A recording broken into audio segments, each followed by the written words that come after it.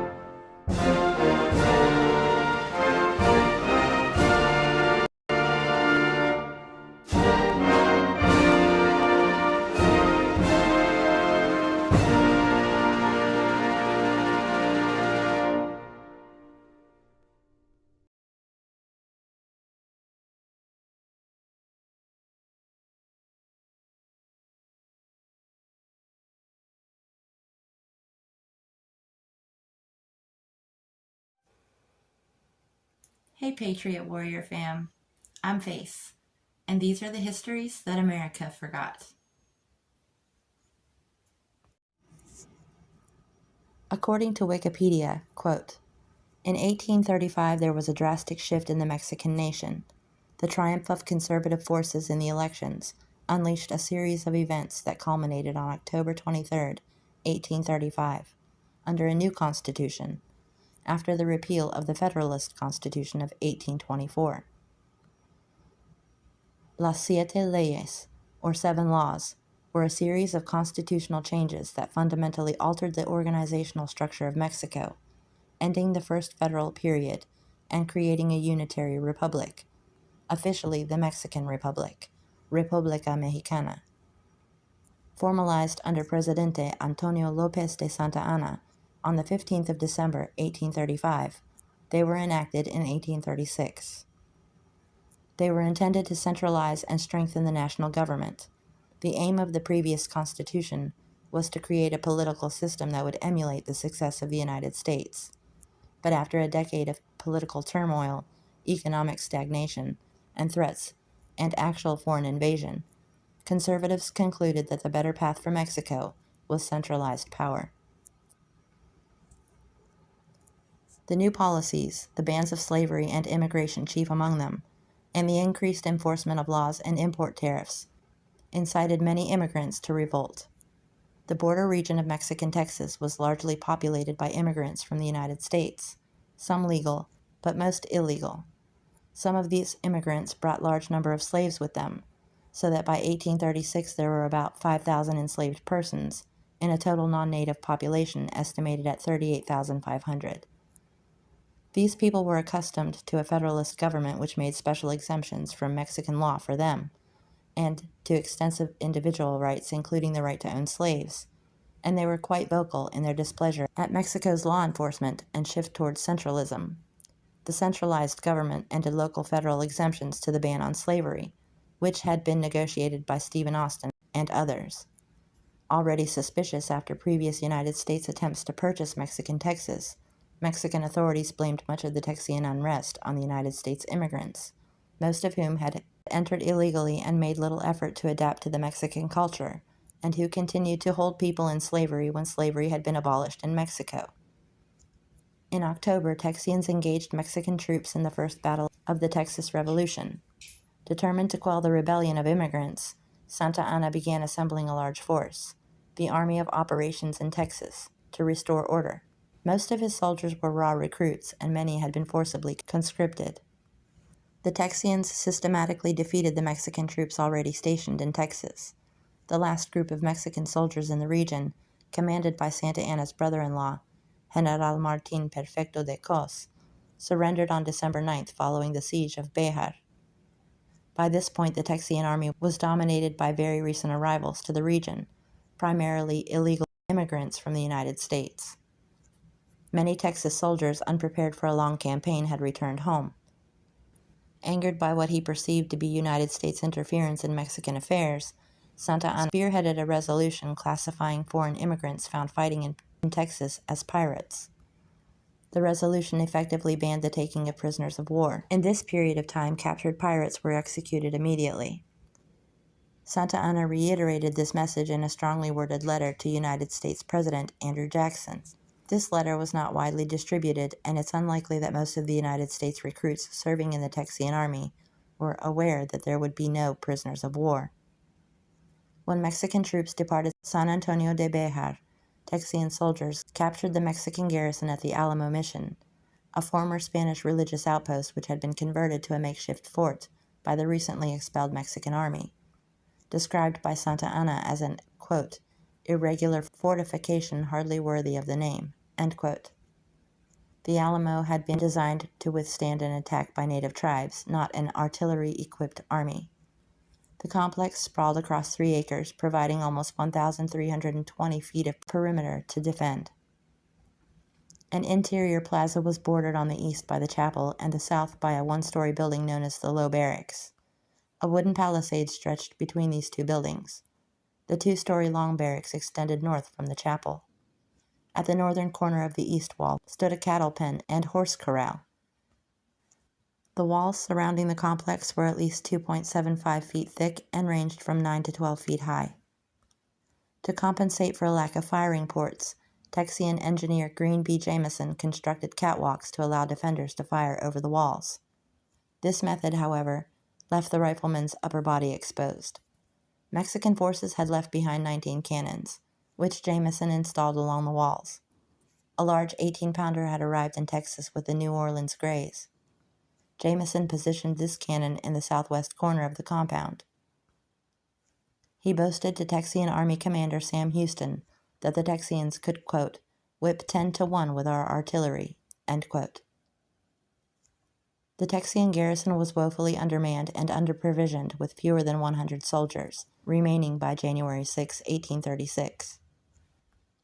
Colonel James C. Neal, the acting Alamo commander, wrote the provisional government, quote, if there has ever been a dollar here, I have no knowledge of it, end quote.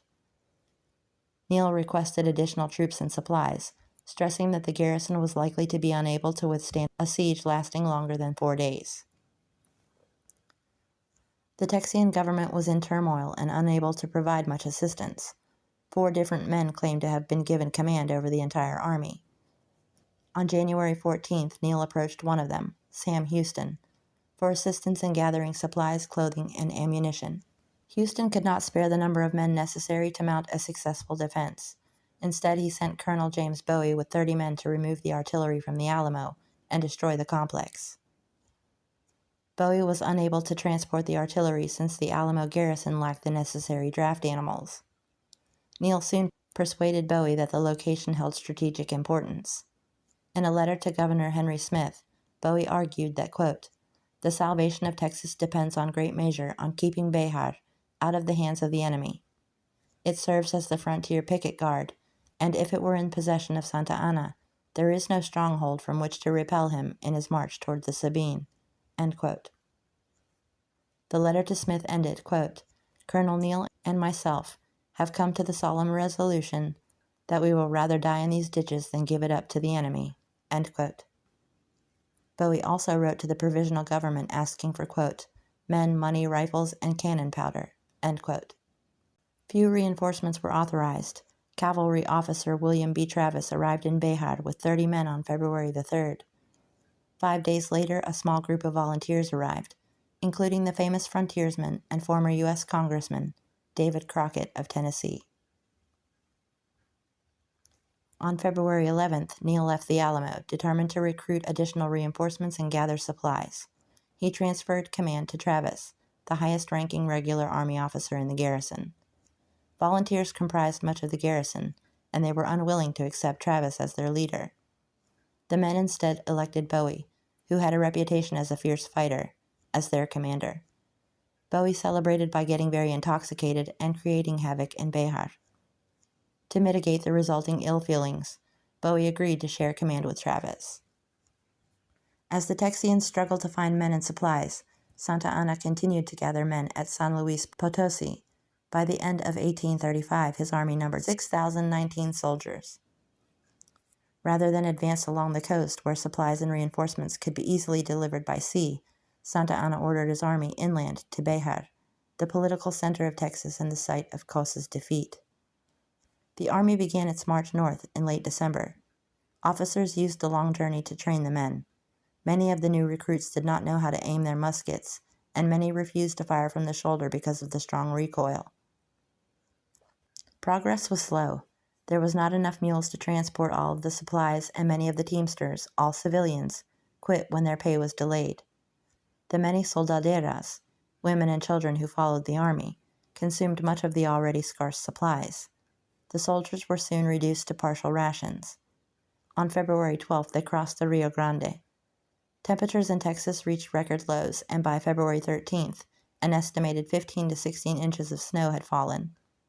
Hypothermia, dysentery, and Comanche raiding parties took a heavy toll on the Mexican soldiers.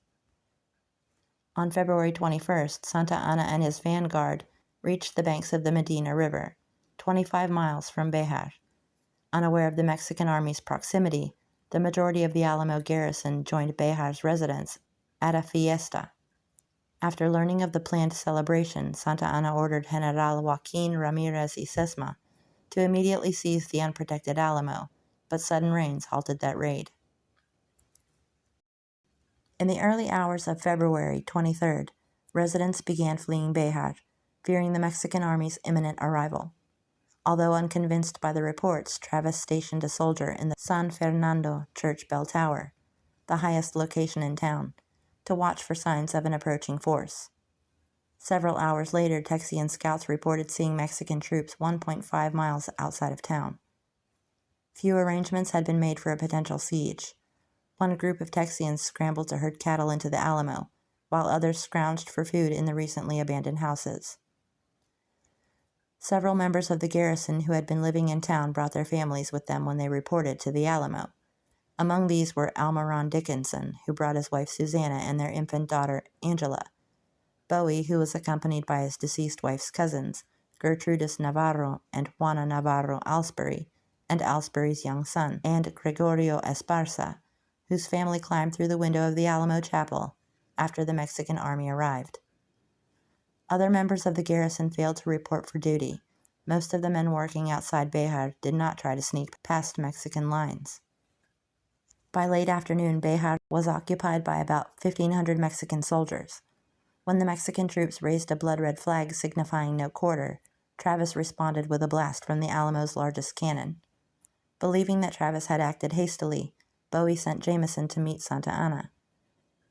Travis was angered that Bowie had acted unilaterally and sent his own representative, Captain Albert Martin. Both emissaries met with Colonel Juan Almonte and José Bartres. According to Almonte, the Texians asked for an honorable surrender, but were informed that any surrender would be unconditional. On learning this, Bowie and Travis mutually agreed to fire the cannon again. The first night of the siege was relatively quiet.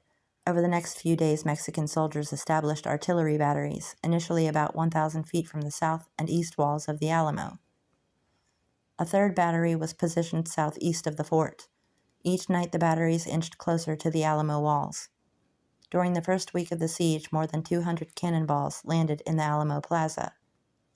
At first, the Texians matched Mexican artillery fire, often reusing the Mexican cannonballs. On February 26, Travis ordered the artillery to conserve powder and shot. Two notable events occurred on Wednesday, February 24th. At some point that day, Bowie collapsed from illness, leaving Travis in sole command of the garrison. Late that afternoon, 2 Mexican scouts became the first fatalities of the siege. The following morning, 200 to 300 Mexican soldiers crossed the San Antonio River and took cover in abandoned shacks near the Alamo walls. Several Texians ventured out to burn the huts, while the Texians within the Alamo provided cover fire. After a 2-hour skirmish, the Mexican troops retreated to Béjar. 6 Mexican soldiers were killed and 4 others were wounded. No Texians were injured. A blue norther blew in on February 25th, dropping the temperature to 39 degrees. Neither army was prepared for the cold temperatures. Texian attempts to gather firewood were thwarted by Mexican troops. On the evening of February 26th, Colonel Juan Bringas engaged several Texians who were burning more huts. According to historian J.R. Edmondson, 1 Texian was killed.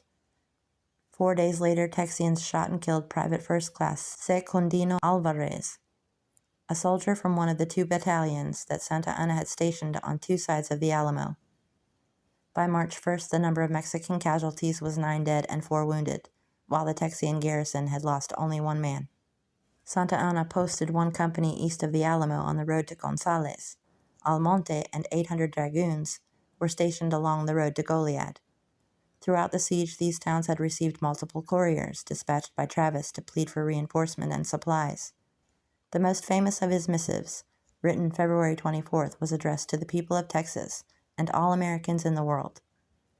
According to historian Mary Deborah Petit, the letter is, quote, considered by many as one of the masterpieces of American patriotism, end quote. Copies of the letter were distributed across Texas and eventually reprinted throughout the United States and much of Europe. At the end of the first day of the siege, Santa Anna's troops were reinforced by 600 men under General Joaquin Ramirez y Sesma, bringing the Mexican army up to more than 2,000 men.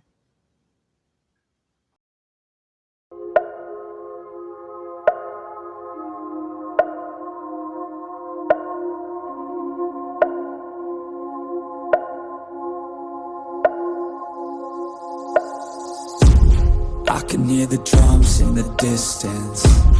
I can feel the fear, the resistance. Everything can change in an instant. You might stay alive if you listen. Your best friend is your instincts, don't think. Trust me, everything can change in a blink. Hearts race, I can feel my heart pounding. Hold our heads up and this the chant we'll be shouting. This is war, you won't take me. This is war, you can't break me.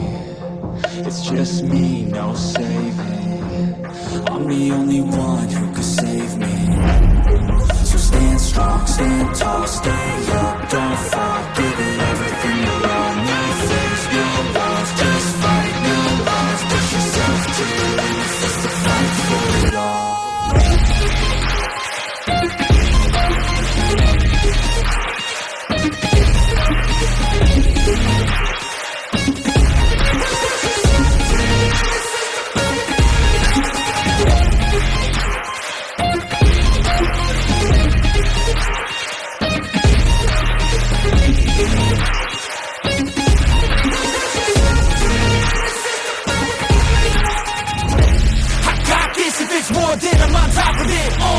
I got fuel for days, it's a weapons that you can't stop, yeah, I won't think twice into the enemy, won't make it out alive.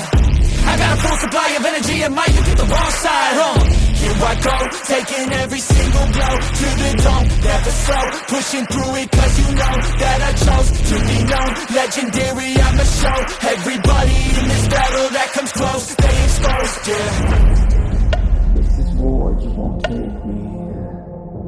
This is war, you can't break me. It's just me, no saving.